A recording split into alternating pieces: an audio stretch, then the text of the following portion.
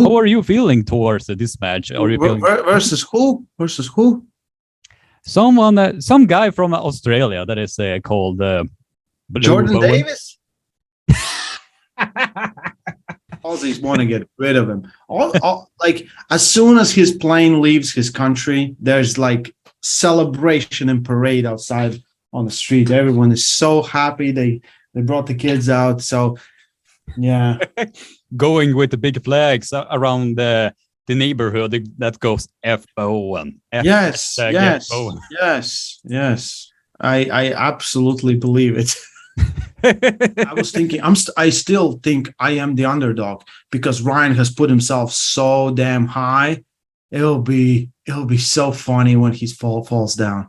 I can't wait.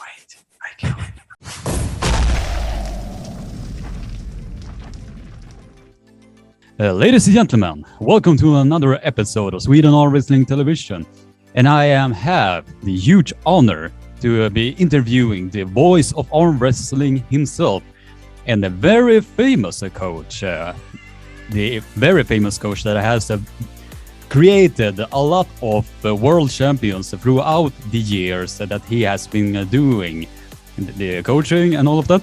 And I have the huge honor to present Raimonds Coach Ray Liepins himself, if I pronounced that correctly. How are you doing, brother? Hey, Krigi, it's good to be here.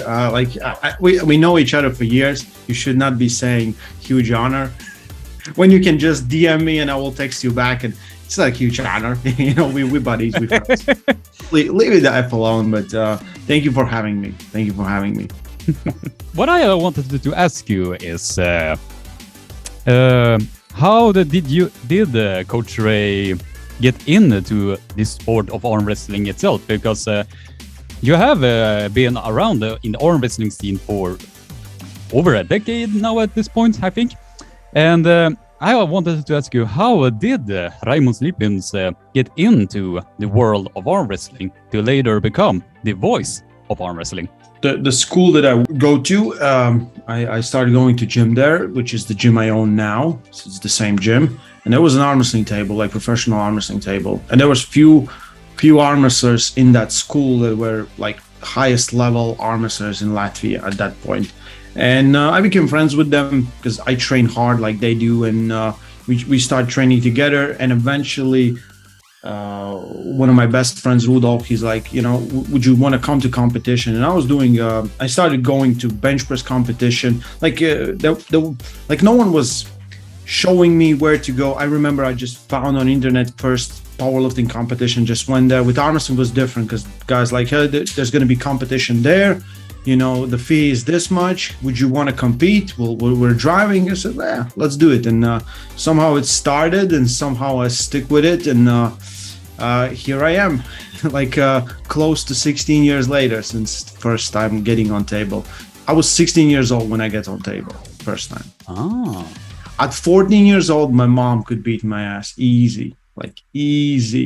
And I remember like first year, I didn't won like the school championship in arm wrestling because it was like 2 months after I started. And in the summer, I got my appendix surgery. And I remember I was still, you know, just getting started and pretty damn weak. I was maybe 60 kilos because, you know, I was really, really skinny. And then eventually, like next year, I already was like at my weight in school, the best one. And then it happened pretty much for next few years. And I was doing bench pressing and arm wrestling both together. And yeah, you know, some things happen in between and after, and here I am. Now that we have gotten the basic question out of the way, you are not only a very, very good arm wrestler from all of the matches that I have been seeing you do throughout the years. And you have also coached a lot of European champions, national champions, world champions. Most recognizable name is Vladislav Krasovskis, and a lot more down the line. So what were your motivations to become the world-renowned coach that you are today? And what are your main motivations to continue to be the coach? So I am like, in my essence, I am very unselfish person. If I can help someone, I will help where I can help, and it was like, if you give me a responsibility to be responsible for someone, I'm going to take it, all the way to the max. And I remember like Giannis gave me an opportunity to get my first class. Like I remember the pay was ridiculously small. I have to drive basically 40 minutes to get to Salaspils, which is a different city from Riga where I was going, and then back. And I trained there for 2 hours and get back. It was 3 times in a week. And I had my first group of guys that like it was extracurriculum activity for them. So after school, they can go and do weights and train for arm wrestling. And we had like first team, and Vlad was there, Kaspers was there, and many others that are still in the sport today. So, and it was 2011, like at the very end of 2011. And yeah, I took it really seriously. Like I remember like all I was doing, like my first 2 years of university to getting my bachelor degree, I was just reading. Every time I was on a bus, on a train, it doesn't matter, I was just reading. So when we finished like first year, I knew everything for next 4 years already, because I was looking like what subject I will have, and then I went to library and pretty much just read. I don't think I've ever done that much reading ever or before. And yeah, but it was like let's make these guys as good as they can be. And then we went to Europeans, we got medals, we went to Worlds, we got medals, and my confidence grows as a coach, and their confidence in me grows. So it works, if you don't get better, no one's gonna believe in you, and if you don't lead by an example, like I was putting my ambitions on a side, but I was training really hard just so they know what it is to train really, really hard, and make some sacrifices and to get better, and really think about what the hell you're doing. So I think that was kind of my motivation. And what we came with Voice of Arm Wrestling was I was looking at other sports like powerlifting, where they started sharing information. Like when I started powerlifting in 2006, like the methods we use are completely different than now. Like it was balls to the wall, and it was like ridiculous. Just west side barbell to the max, 5 sets of 5 all day long, nothing else. And it has evolved because people share their information. You can get a coach from different parts of the world, and you get better faster, and we see like explosion. And I was thinking like, most likely if one is starting to do this, others gonna do it too. And that's what we're seeing. I think Latvians are a huge influence for most of the coaching, not only coaching, but most of the exercising methods that are going around on the internet. So we're happy about it. I like at the start, Giannis like, should we give this up? And I said like, Giannis, you'll see the benefits in a few years when the guys that you never know will come to you and tell you were inspiration. This is how I started, and this is why I became world champion. And I already see, like, I go to tournaments, like even in USA, and guys will walk up like, I'm just watching your stuff and I won the tournament. Thank you. So this is amazing. If I can help you without even meeting you, I think that's one of the best things you can do in the sport. And we should be like even in YouTube, in this YouTube world. I remember at the start I was like, numbers and how many views, I couldn't care less. For the last 2 years, I couldn't care less about the views, about anything else. Like if I'm doing my thing and I'm doing it good, people will resonate, people will watch, people will enjoy. And if others are successful, it helps me as well. So I think that I adapted good mindset, and I think we're sharing this mindset, and everyone, is kind of growing out of this mindset. So the coaching and everything else, it's more sharing, putting your ego at the side where you need to put it aside. If someone I never cried as much as when Vlad won world title. Like it was like ridiculous, especially like 2016 in youth, man, or 2007. I remember I just couldn't stop. I was just like, I have never felt that great about myself ever. So yeah, I can only imagine. But when you are talking about helping individuals to become the better self, it only reminds me of the work that the arm wrestling gymnasium here in Sweden are doing to the youth athletes, because that arm wrestling gymnasium has produced European medalist, world medalist, and it produced myself, Johannes and Jesper Andersson, Jonas Hellström, Kim Näsström, and all of them took the top 6 in the Europeans and all of that. So what you are doing is really, really, really remarkable. So that is very, very inspirational, because personally I am tuning in to a lot of your videos to get a proper understanding of how you can heal your tendons, ligaments, and all of that. So, oh yeah, even that, like most of the things that we talked about, like it was kind of voodoo science, arm wrestling. Oh, my arms hurt, must be tendons, and then the more I went into this and more things we kind of research and see. And Giannis is a physiotherapist, so like in Latvia, like if you go to our gym, there's very few guys that will have injuries, very few, because most of the time, like if it's not chronic, if it's not been for years, you can avoid it and you can get rid of it pretty damn fast. And I'll go to other like I don't need to meet you. You can explain to me where the pain is. Most likely I can help you. Please don't send me messages on Instagram. Go to doctor. Like I don't do that, because I will receive like and it will be like my forearm hurts. I'm like, give me really specific, and if I meet you, most likely I can help you. I have seen this so many times, and all the injuries are pretty much the same in arm wrestling, and I have built my own pattern. And I think one of the questions, so we can continue with that, is injuries. So I'm blessed with having most injuries in arm wrestling. Like my muscles and everything else I will develop a lot of trigger points, and all those trigger points will cause problems. Like I have subluxation of ulnar nerve in my right arm, which means the nerve is coming off the bone. And I had it like for, I think it's 7, 8, 9 years, like ridiculous amount. So this is why my left was always better. But now I was like, okay, most likely it's disbalance of the muscles. And I figured out which muscles. And then I worked on it. Now my right is better than ever. And my right is better than my left. And there's no pain and anything else. And it kind of comes with all those things. And for me, it's great, because I'm learning those lessons. So whenever someone comes to me, I have immediate solution, because most of the time you develop same things for everyone. And everyone's always, I remember at the start, I was like, tendons are hurting. No, they're not. Most likely it's the muscles. The muscles are getting too tight. You're developing trigger points.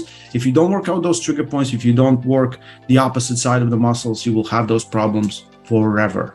And that's the difference. Guys will take off 2 years from the sport. They're like, oh, my arms don't hurt. As soon as they start arm wrestling, everything is back, because you're not getting rid of the problem. If the problem would be tendon, it would heal, and if it doesn't hurt you in a day, because the solution back in the day for everything was tendons. Buy this supplement, it will help to, make tendons stronger. No, I disagree to that with 110%. Like I have never seen anyone with a real tendon damage. Like if you haven't torn anything, if you haven't teared anything, so if you haven't heard in your arm, most likely nothing like that has happened. It's just muscles too tight because you overwork them. They just cannot handle the pressure, or there's so many things, so many issues. Most of the time, just go have a deep tissue massage and all your problems will be solved, and this came some of the first videos we posted, like even for Brachialis Release, where a lot of people will have pain right here, and it's from overworking your back pressure through the side pressure. So, I just show how to roll it, and guys like, oh my god, I was dealing with this pain for years and it's gone like this because it's trigger point and your muscle just got too tight. So all those things, if I can help, like I said, I'm really, really happy. Yeah, that's what I want to do. And if you wanted to see how Coach Ray is doing all of that, just tune in to Voice of Arm Wrestling. Don't spam too much messages towards him. But now we are talking about injuries. What has been the worst injury that you have received, and how long did it take for it to fully heal? And have you been forced to take a rest period for, I don't know, 6 months, 9 months, a year, anything similar to that? So the biggest one was that nerve that was coming off, and I did everything. I tried everything. I absolutely, without looking at the muscles, which was mostly the problem. I was looking at everything. I was taking time off. I didn't arm wrestle. I just trained with weights. I didn't train with weights. I just arm wrestle, and it never got better. But then I was like, how about you find out where the problem is and keep working on it? And that's how I get rid of it. So there's a big chance that the nerve might come off at some point, because the body is a weird one, especially in arm wrestling. But taking time off, doing nothing has never helped anyone. Every physiotherapist will tell you, first thing is movement. You have to move. Guys will say, I need to take a month off. They come back, they get on tables, so excited. Everything comes back. Very rarely you will have someone that gets rid of all those problems, and sometimes the problems will just go away. Sometimes you will have a really weird match where you're in a weird position, and the problem you had will just disappear because you just released it. So for me, it's I've been struggling and dealing with a lot of things, and for me it's a continuous journey, but it helped me to understand arm wrestling injuries, I think, as good as anyone on the planet. So if it's not tear, most likely it's muscle. You have to just figure out which muscle it is, and you have to work on it to get it, untangled. That's how I see it. So very easy, and I don't want to get into too big, but when you look at it like trigger points, you can write on any muscle, like let's say pectoralis major, so big pectoralis muscle, and you will type in pectoralis trigger points. And there are places where those trigger points occur. We already know them. So you don't have to search like everything. You just have to work on that trigger point. So think about this. Most of the time, trigger points will be like a knot in your muscle. That means when muscle are contracting and releasing, some of the fibers shoot like not how they should, and they will get entangled. So in arm wrestling, where all the time we're having all those hits because someone's hitting you to the side. So we have these thousands of times whenever you arm wrestle. So most likely you will develop those things. And that's how I started looking at it. And it's like if I feel pain like through my small finger, most likely it's the small finger flexor that needs to be released, and just find it and release it. It's pretty easy when you get to it, but all those, like I said, like arm wrestling is still in a lot of people's minds, it's beyond science. A lot of things we cannot explain. We cannot explain. Yeah. That is probably why arm wrestling are so fascinating, in my honest opinion. Yes. I have been seeing a lot of great matches that you have been having over the years. So, is there any match in particular that has been standing out from the rest? Because I have been seeing a lot of great matches from you. The most recent ones from Iron House, your match with Craig Sanders at the reality check. Is there any victory that stands out from all of the rest that has a most significance towards yourself? I think like it's not just one. It's like me and Mazakir match teach me a lot of things about myself. Like teach me to believe, first of all, in my hand, second of all, to believe in my endurance. And it's one of those matches I look back, I'm like, how the hell did I do that? And it's kind of ridiculous, and I learned a lot from it. Me and Craig Sanders is my favorite match of all time, because I respect Craig so much. Craig is so ridiculously dangerous, and I actually could arm wrestle with him, and I was so happy for so many things. Like Jan's, like I said, like it's so hard to top roll Craig, and I top rolled him twice, and it's like the badge of honor. So that match, I knew everything I could do in that match, but the whole match, the whole experience where I was defending and he was attacking, and it was the opposite. It was awesome match. My favorite match by far.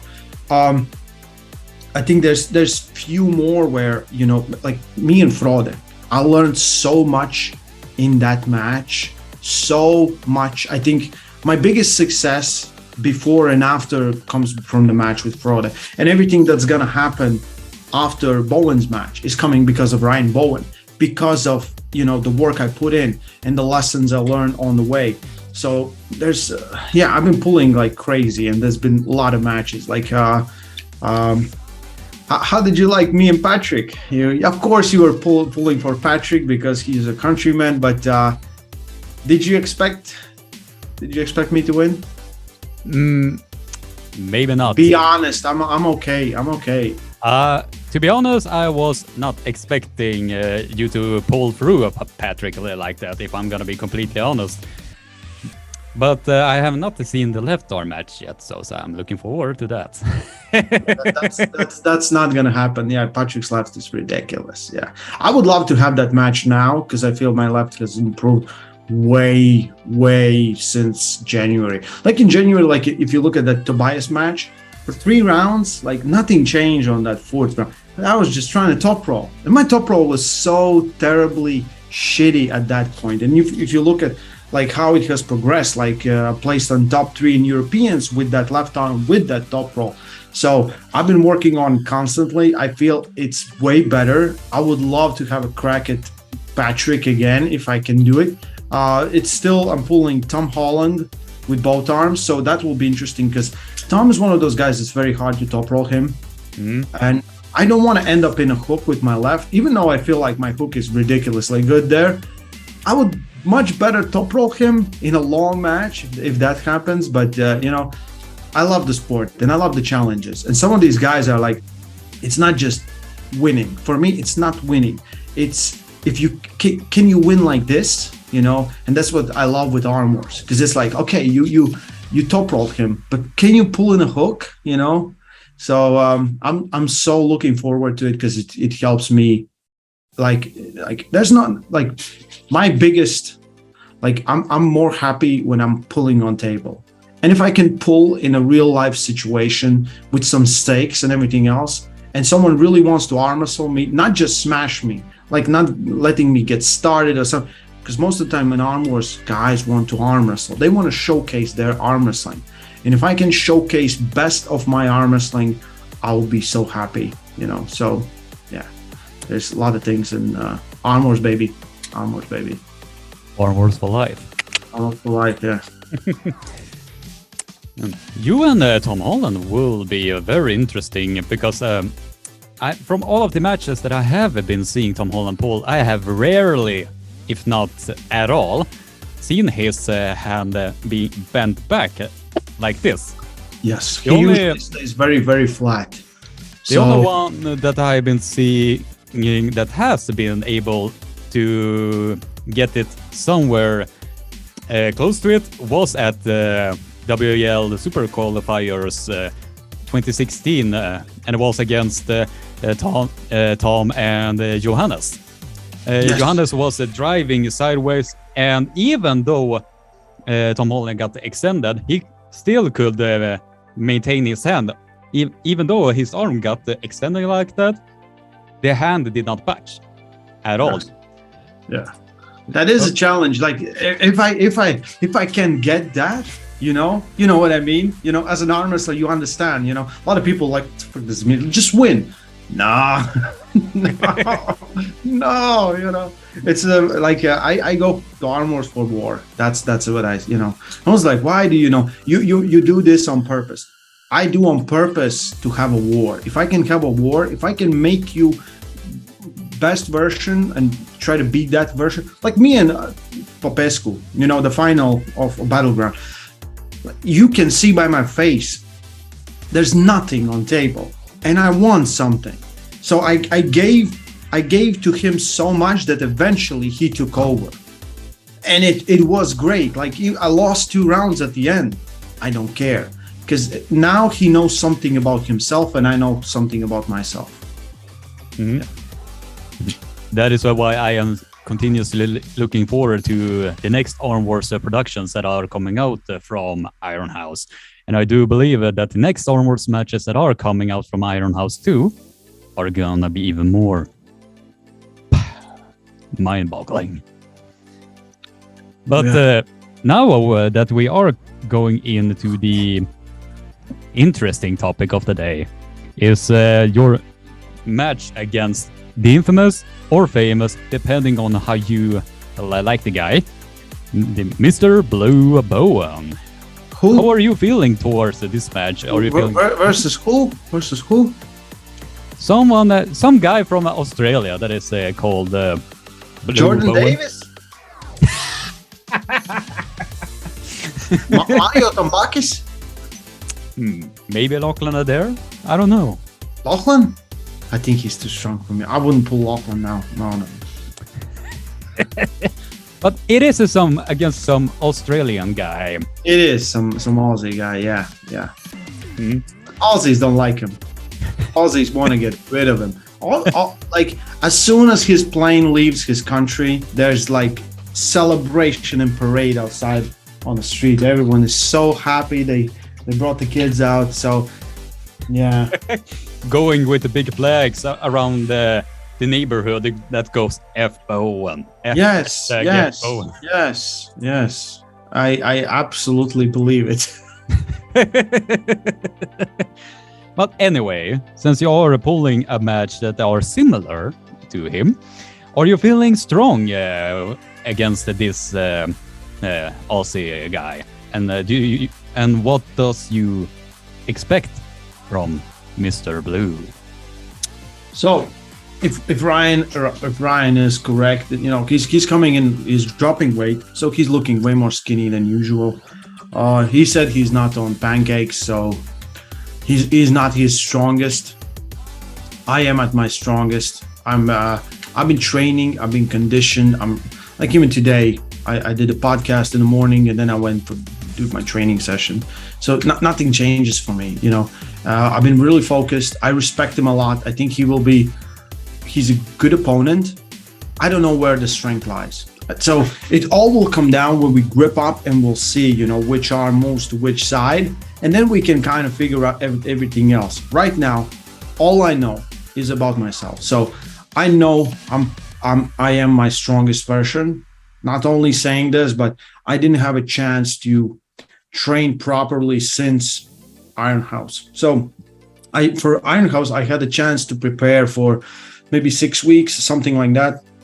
So I was on training and regime and everything else, and it's very important for me that I train. And after that, it was just like this. And even after that, I did way better with each competition, with everything, with this crazy travel schedule. And even I was in USA, week later came back, went to Romania, pulled in Europeans, and so I know I'm way better than I was even in Europeans or Artemis match with my both arms.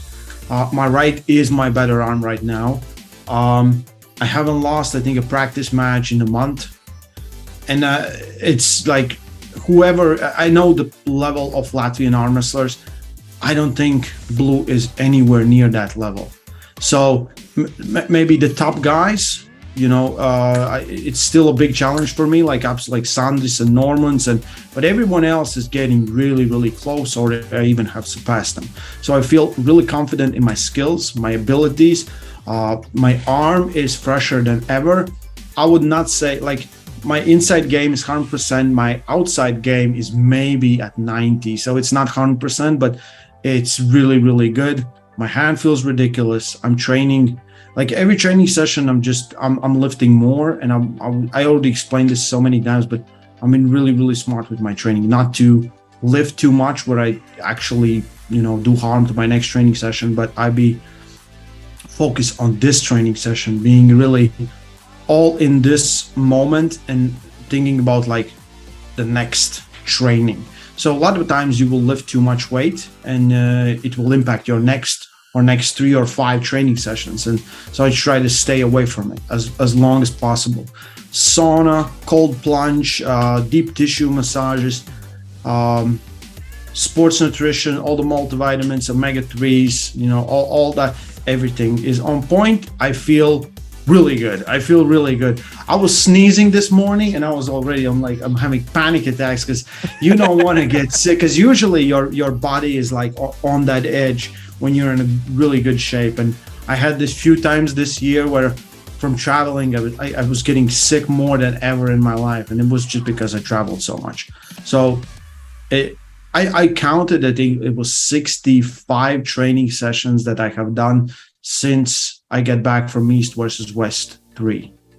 So it's been only 2 days where I skipped training completely, and 1 day where I rested my right arm and just competed with my left arm in competition. So that's how confident I am. I am my strongest. He'll be very surprised. I don't know how strong he is. Absolutely couldn't care less. I just want him to bring it. If he doesn't bring it, I will not be satisfied. I want him to bring it. If I just go through him, he cannot do anything. It's not the match that I wanted. Interesting. With the confidence that you are having, it seems that you are believing that you are gonna swoop some Aussie ass. Yeah, I don't think I at any point, like with Craig Sanders, because it was one of my first super matches, I had butterflies before the match and everything else. In the middle of the night, I wake up and my heart rate is like 150. I'm looking, nothing like this. I did my research on Ryan. I know how he's pulling. I know how he's winning. I know how he's losing. I did all those things, but with every training session, I would say I added at least 1% to my not only confidence but my chances of winning. And I think at one point it swung, because at start it was like, okay, you're way behind. You are way behind. He's so much in front of you. And then I go to practice pulls, and let's say I'm pulling Antonovich, and I'm like, so if Raimonds can do this to you, most likely he can do this to you too. So I put it in my mind, and eventually the pendulum swung a different way, and I started dominating all those training sessions, and having the hand and back pressure and side pressure. So I was thinking, I still think I am the underdog, because Ryan has put himself so damn high. It'll be so funny when he falls down. I can't wait. I feel really confident. I'll do. Yeah, I can make this promise. I don't know. Anything can happen on table. Like, he can come and he can be 3 times stronger than I am. It can be that reality. I don't believe that reality exists, but I will give my all. Absolutely. If I lose 3-0 for 3 rounds, I'm gonna give my all. You'll see me trying my absolute best. Yeah. That is why I'm really looking forward to see that match, because I have been thinking how the match are gonna go, and I have been comparing the super match data that both of you are having. Is that you have wins over Patrick Berg, Popescu, and a lot more on wrestlers, Tobias Pedersen, Craig Sanders. So you have a good resume under your belt. And what Ryan Bowen has, he has wins over, let's see, Chance. Yeah, Chance, a much lighter version of Chance. He has wins over Dallas Langston, that had a battle with the Stoico Bogdan just at Iron House. So, in my opinion, it's gonna be a very, very interesting match. And as you said, most of the arm wrestlers are seeing you as the underdog in this, as you stated. But it is interesting that the audience of Ryan Bowen is trolling his motherfucking ass off. Oh, they just hate him. They just hate him.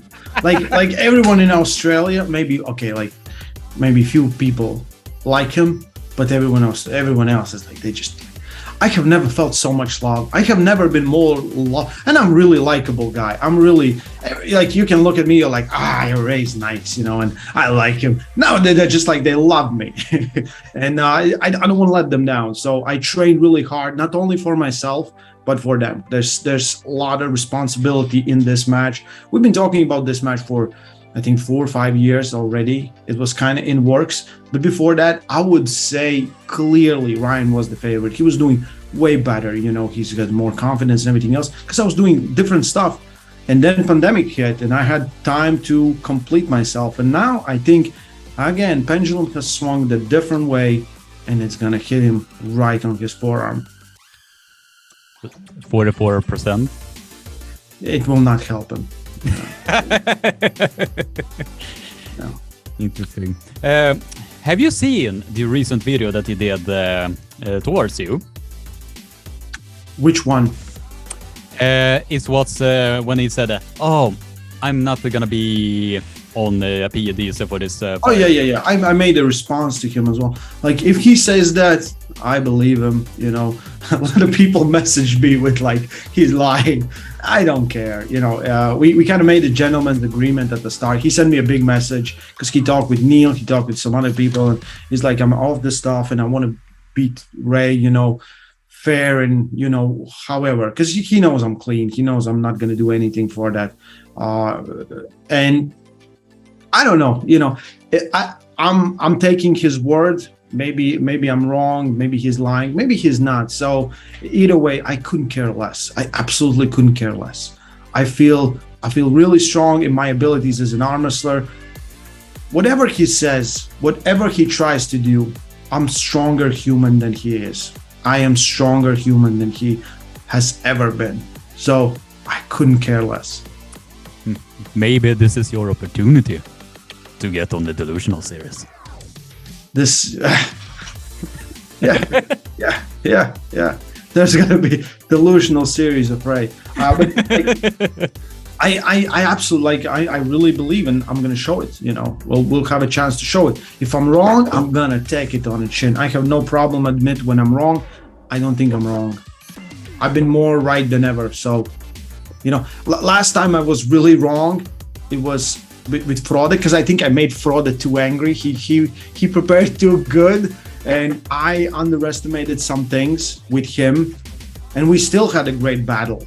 And then this year I came back and I beat him with that left arm, and I know I can do it again. I know I can do it way better than I did it in March. So I really want to pull Frode again. I think if King of Table does something and they want to have like a match that would break all the matches, just give us a call, give us like, I'll just text them, because that match, like we would arm wrestle. We would really arm wrestle. The amount of viewership that match will get will be very high. Like I'm on a specific goal. Like if you look at my matches, if you look at my super matches, very rarely I tried some things, but I try to make it as good as possible for people. Sometimes like I have no problem losing a round or two or anything if I make a mistake. I do not give up anything. Like even with Stefan when we pulled, like I came in Malta.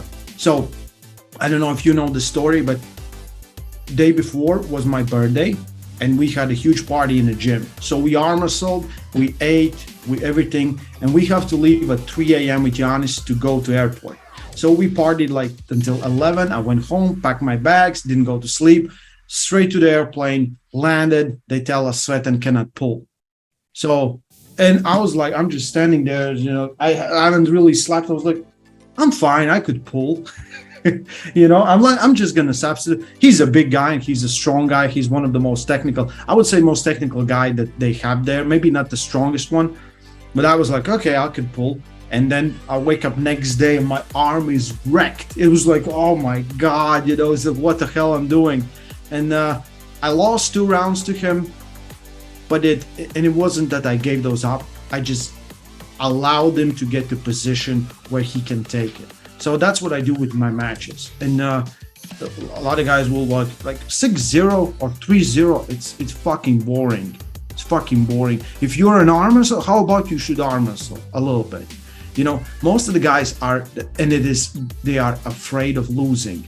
They're afraid that they're going to be looked at as a human, So if I beat someone and I know I had way more fuel left at the end, or I could do some things to you that you don't even know, it's even better for me. Because if that guy does good, it looks better on me. And they want a rematch, I have no problem with that. We'll have a rematch and I can smack you one more time, whatever, So arm wrestlers' problems are their ego. They're afraid of losing. They're afraid of losing rounds. They're afraid of getting in deep water. Different thing is when you are Levan Saginashvili, you have to build that legacy. If you build that legacy 6-0, no one will come near you ever again, and it's awesome. It's something different. But if I can, because like in Iron House, I think I had the best matches. Pretty much every event I pull, I want to have the best match. I want to be having the match that they talk about, that everyone enjoyed watching, and I feel like that's my responsibility. If I can do those things. If I can't do those things as an athlete, I'm sorry, but I tried. So I don't know if that makes sense, because I went from a different mentality. Like WAF mentality is win fast and win decisively, just boom, boom, boom, go next one, And now I'm like, let's see what happens. Let's see if I let you hear what happens, So yeah. The interesting thing is you have become one of the very few that can excel in super match formats and even in regular tournament formats like the WF formats. And there are not a lot of arm wrestlers that can be able to do this to become. I think a lot of guys can do it. They're afraid. They're afraid that they're gonna get tired. They don't believe in their own abilities. They're afraid to give something up to see, what can come out. And like, who would have thought? I would never thought about this. Like I said, like I had panic attacks before going to the table to grip up with someone, because if I feel they're gonna take my hand, I never want to lose my hand. So I'm gonna lean in and lose. So just not to lose my hand. Maybe I could have won that match by losing my hand, still have the pronator, still have the side push. It's ego, and I think we're like, I'm doing different stuff than most people. And when like someone wants to, like even Ryan compared my match versus his match with Artem. His match was twice as long. I don't know what he was looking at, but it was like making comparisons. Like, you cannot make comparison. I wasn't doing, like, I had no intention of smashing Artem 3-0. I wanted to have a good match, and we had a great match. He took me to some places. It was awesome, even the one where he got the big elbow foul and the refs are not stopping. It was a fun match. And then I showed my speed, then I showed my top roll and things like that. So I'm doing different stuff, but I can change levels if needed. Yeah, that is why I think definitely your match with Bowen are gonna be very, very interesting. But because I think this match is probably gonna be the most viewed one. If you are counting out Brzenk versus Ungarbayev, I do believe that you can count whatever you want. That is the match of the card, and the good thing is, they're starting with that match. So you cannot miss it. You have to get the pay-per-view because it's the first match of the card. If you miss the big match, you have to wait till the event ends and then see it again. So you have to buy the pay-per-view. It will support everything. Engin's doing amazing things, and the card is just ridiculous card. So and we have the main event. That's the main event spot. Who else but us? I'm of course kidding. The John Brzenk always deserves the main event, but I think us starting it is kind of awesome. It was because we're gonna do commentary or announcing or whatever, but it kind of fit perfectly in my opinion because we're starting the show, and I think it's awesome. And from all of the matches that I have been seeing, you and Ryan Bowen are very, very good to get the events out there, so a lot more people are tuning in to see it, and you are also very entertaining arm wrestlers in on itself. So for you to be the headline number of East versus West number 4 is very, very amazing, and I'm really looking forward to see that match when I'm doing a live commentary of it. So while we are talking about East versus West, after your match with Ryan Bowen, which are your personal favorites to watch from the entire card? Well, of course, I'm more invested in Saunders versus Lachlan, and that's on personal level, because Saunders is one of my guys. I want to see him excel. I like Lachlan a lot, and just if Lachlan was facing anyone else, I would be on Lachlan's side and I would be pulling for him. But of course, I'm for Saunders. Gennady and Jerry's interesting match because it can be very surprising, or it can be exactly how people think it's gonna be. So I have that. There's few more, I think David Samushi versus Božidar. It can be a great war. Most likely it's gonna end up in war.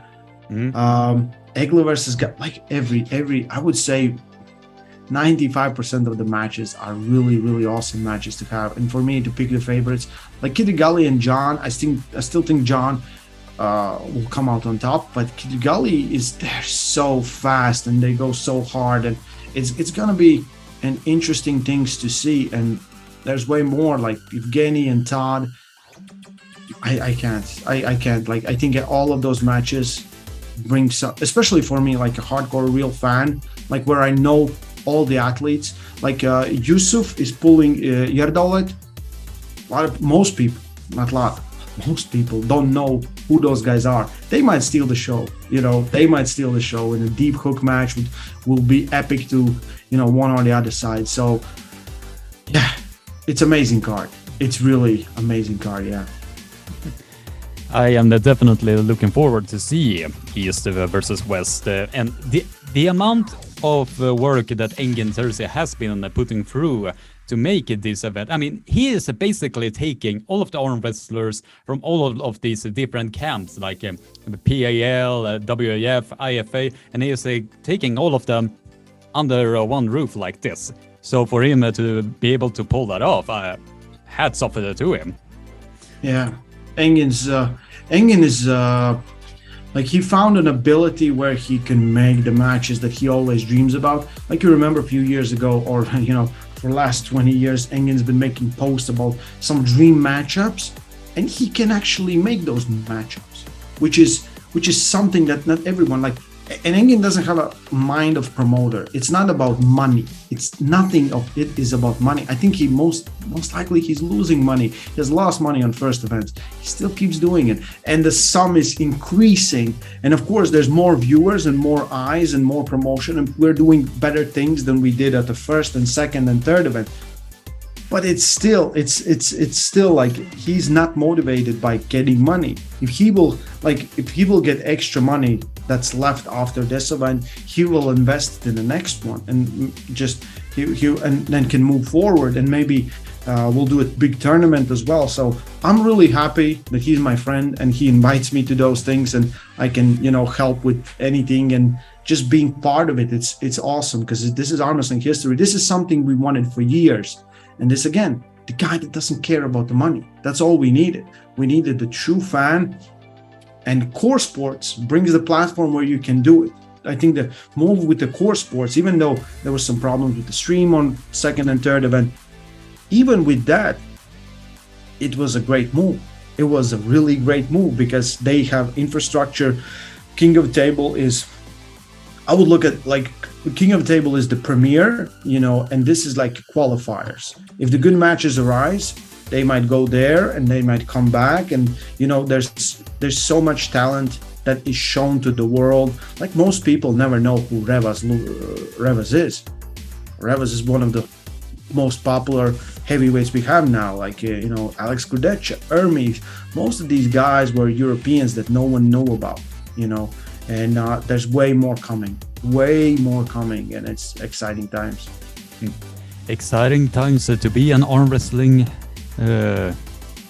enthusiast and arm wrestling fan. Yeah, I do believe that that are all of the questions that we have been planning about this. And before we are ending this interview, I will like to say that the amount of work and the amount of time that you have been putting into the sport, regardless if it is coaching, if it is arm wrestling, and if it is organizing, you have been able to bring almost 81,000 people to be tuning in to arm wrestling. And for that, that is really, really remarkable, because the work that you have been putting in deserves all of the respect and bows like this throughout the world. So if I am speaking throughout the arm wrestling community, thank you, Coach Ray himself. Thank you, Griggy. My pleasure. We're doing what we love to do. It started as an exercise channel. Now it's way more, and we do a lot of stuff there. And just we did some polls, and most of the people that watch it don't train in arm wrestling. So the exercise is becoming kind of secondary. But if I can give our thoughts, our insight, because a lot of people will make their they will see a few videos and they're like, this guy's better than this guy. And if I can explain to you where the difference is, I think that's also good. You learn a little bit more about the sport that we love so much. So, and it helps everyone in the community. We're getting bigger. It started me, Artem, Ryan, and you, and few other guys. And now it's like, I have my niche profile where I look at all the arm wrestling related content. It's like 400 channels that are just arm wrestling. And most of them are not like competition channels. I talk about arm wrestling, from different countries, in different languages. So we're growing, we're getting there. And it's really cool to be part of this. And I feel like we are, me and Ryan for sure, we are on that spearhead, right there with Devin and Arm Wrestling TV. And people will say, I think what Devin does and Arm Wrestling TV does is way different than what I do and what Ryan does. So, yeah, I think if we have 80,000, both of us, subscribers, close to that, those are the fans. That's how many people are really interested in arm wrestling. Most likely, it's the same people subscribe to both channels. So that's awesome. I think that's really awesome. And, you will get there, and I think everyone else will get there by time. So. Just put out good content and stay strong, love arm wrestling. And with that, we are ending the interview with Raimonds Coach Ray Liepins, and I will link his channel in the video description down below and in the pinned comment, so you can go ahead and subscribe to him. If you have not, you have been living under a rock. So don't live under the rock. Don't be living under the rock. Never living under the rock. So, with that being said, have a nice day, stay safe, don't be happy, and keep being awesome. Take care.